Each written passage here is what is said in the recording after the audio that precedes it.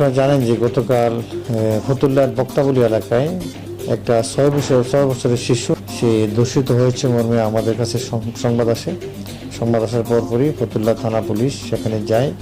যাওয়ার আগেই সেখানে আমাদের যে দুজন দর্শক, যে একজনের নাম হিরু, একজন সোহেল, হিরুকে লোকজন গণপ্রতিনিধি যায় আর সোহেল পালিয়ে যায়।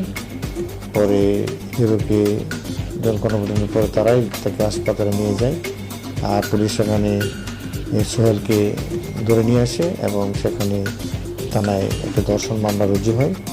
এখন মেয়েটাকে এখন হসপিটালে নিয়ে যাওয়া হয়েছে এবং পরবর্তী আমাদের যে আইনানুগ কার্যক্রম চলছে এবং আমরা খুব অল্প সময়ের ভিতরেই আমরা আমাদের আইনানুগ যে থানার যে তদন্ত প্রক্রিয়া সম্পন্ন করব এবং যাতে খুব অল্প সময়ের ভিতরে এটার বিচার নিশ্চিত।